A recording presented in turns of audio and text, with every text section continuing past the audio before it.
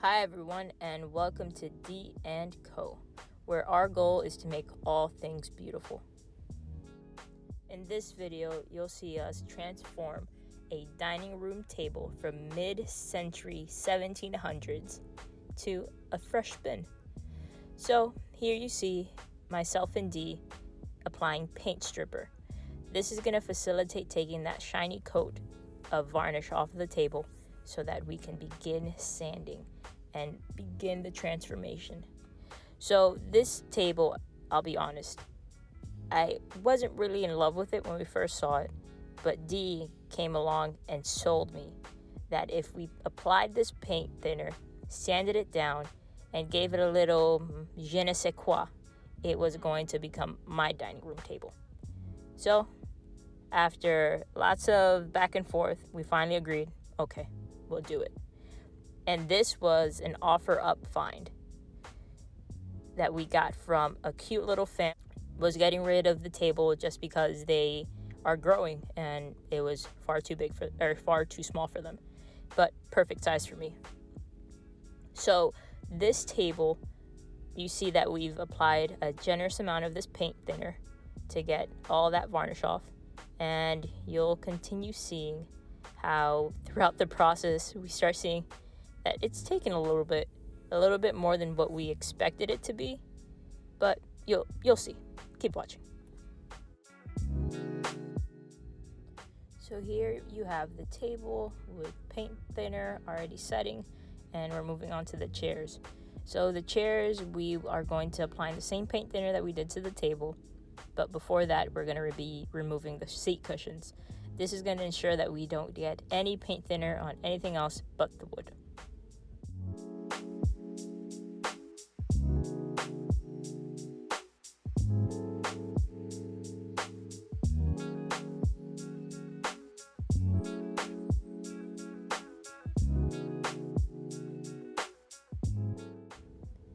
So here is Dee putting in good old-fashioned elbow grease, removing all of the paint stripper. The issue that we have here is we left it on for 24 hours. That is not recommended. Anyways, we live and we learn, and take this as we did it for you. So don't do that.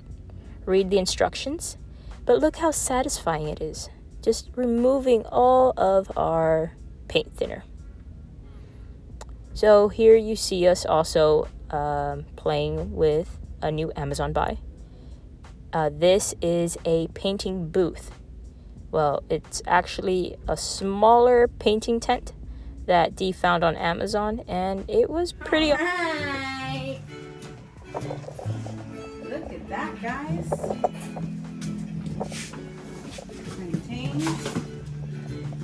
We will link in bio.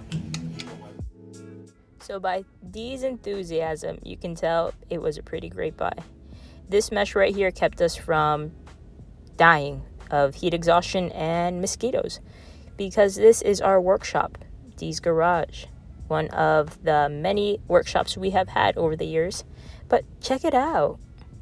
It is about 6 foot, a little something, so Dee fits in there perfectly, her small little stature dancing away, ready to sand.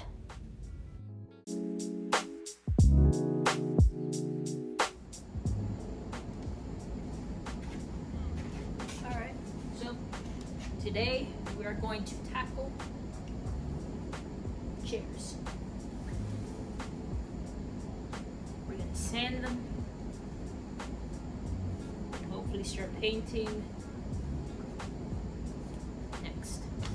Stay tuned.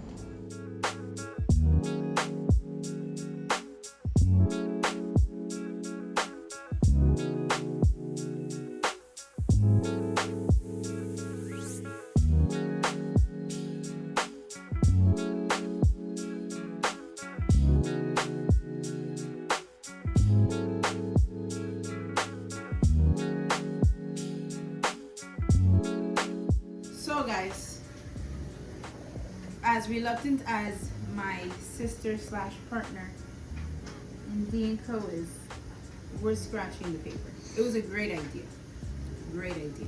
However, These are the problems. Number one, this table has a split in the middle. So these seams are going to be visible. This is how close to invisible it could get, which is not too bad, but it's not the greatest. Secondly, I have frustration with you. That's what's making your eye itch. probably. Secondly, this table also has a reveal detail right here. Oh, no, she's feeling it. Love Because it. we're not gonna put this on. So this reveal detail right here, you have to put the paper in, and as we were trying to put the paper in, it split. I thought, okay, well, since it split already, let's just make it so it looks like an inlay. However, again, you have a cut seam here, a cut seam here, and the worst part are these corners. Corners are rounded.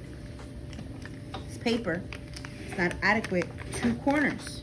This was my sister's attempt to make the corners decent. Little bubbly.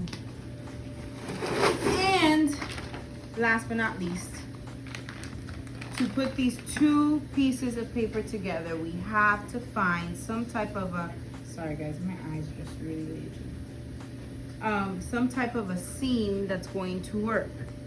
So there is a large possibility that even though we could get it close to the matching pattern, you're still going to notice it. And I am the type of person that I will notice it from far away.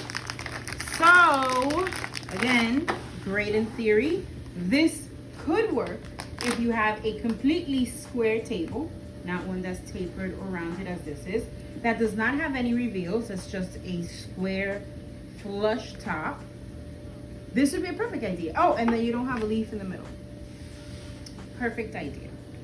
If you have a leaf in the middle and you still want to do this, I would suggest getting a laminate vinyl paper that doesn't have a marble effect. Maybe something like with a wood graining where the matching is going to be a little bit more seamless. But for this application, this was a fail. So, as you can tell, the frustration is real.